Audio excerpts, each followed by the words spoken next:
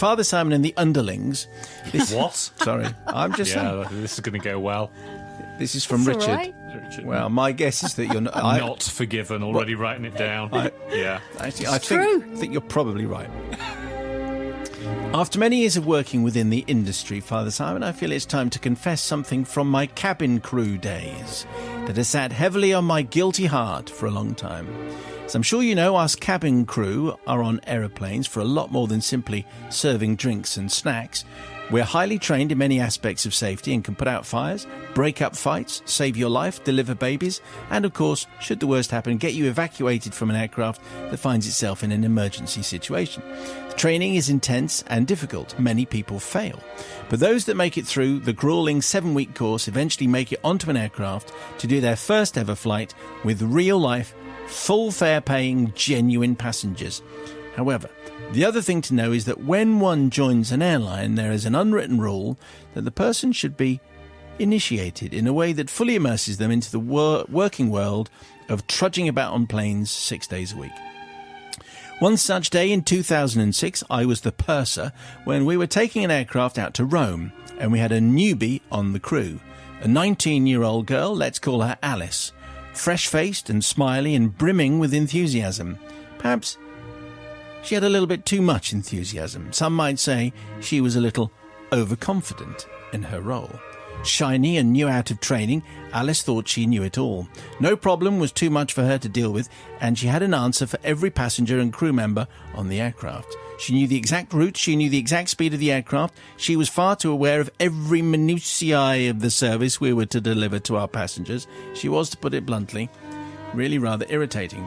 Now, the usual first aid pranks were pretty standard. We'd tell newbies that we were having a customs inspection on landing, so it was essential they should count every sugar sachet on board.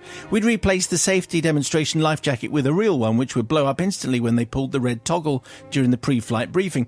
We'd delicately balance a cup of water above their seat so that it would fall on them as the aircraft landed. I could go on, but they're all harmless fun. I knew, however, I'd have to get Alice with something special, and I concocted a plan with Simon, the captain, who was always up for a prank, much like Matt always is. Oh, He's yes. full of... Already putting my black hat on James. for this one. Yeah, go on.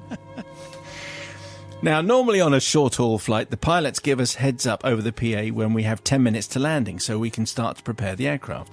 However, on this occasion, Captain Simon gave us 10 minutes to landing, and he gave the call 15 minutes to landing.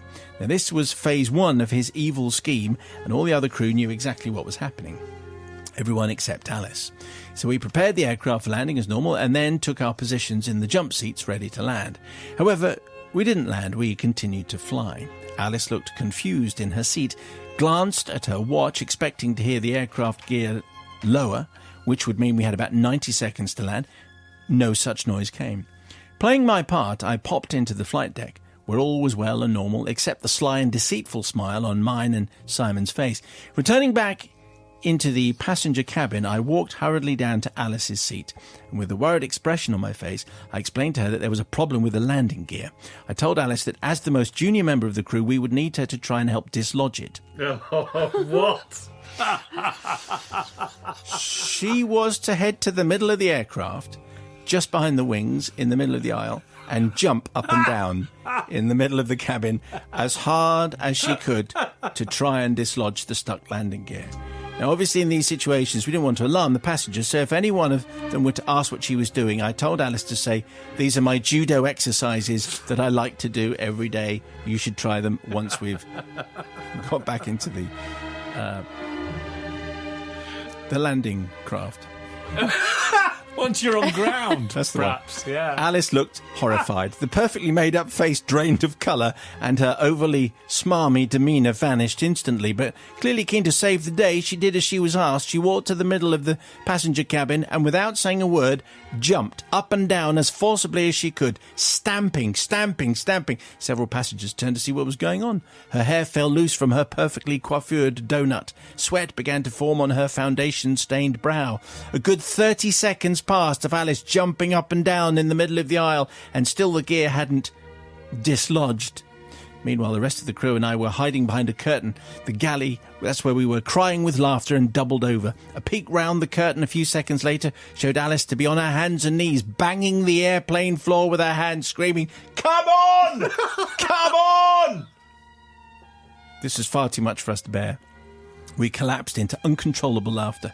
Thankfully, at that moment, Simon did lower the landing gear, and Alice, convinced she'd performed a truly heroic deed that had brought us all back from the brink of certain doom, began some mild hysterics, high-fiving passengers as she shakily returned to her seat. Her face was the epitome of relief and jubilation. Of course, the aircraft was fine. Our passengers disembarked. Alice took a moment to compose herself. So I seek forgiveness not from Alice, who still to this day has no idea that the whole thing was a massive prank. Nor do I seek forgiveness from the passengers, some of whom may have thought that the aircraft was staffed by a crew with a nervous disposition. I seek forgiveness today from the engineers back at our base, who, when we landed back home that evening, had to replace the carpet in the aisle where Alice had made so many rips and tears from her incessant jumping and pounding. Now, I reckon I'm fairly attuned to the way these things are going to go. Yeah. So, and I already know that Matt doesn't like it because he was referred to as an underling, which never goes down very well. Plus, I take a look at Bobby and I'm going, let me just take a look at Bobby now. Oh, Face of Thunder is what I'm looking at. Because I actually think Richard was slightly put out by how clever and smart Alice was and couldn't cope. Anyway, let's check in with Sister Bobby from the Priory. Yeah, well, the thing is, work hijinks are a common thread through the confessions, and we love them generally.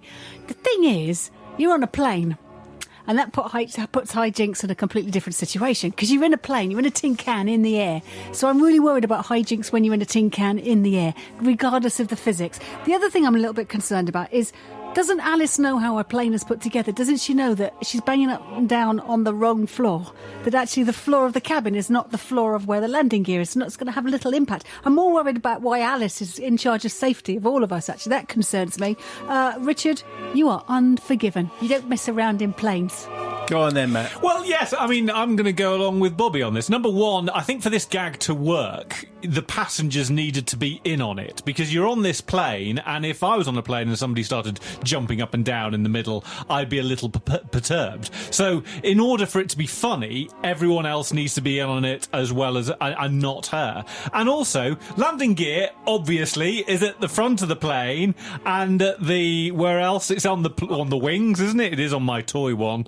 Where else are anyway, the wheels are not in the middle of the plane. On the middle, underneath, and there's the cargo hold as well. On the wings, normally. On the wings, exactly, that's what I said. On the wings and at the front. So, for that reason, and also the underlings thing, I am not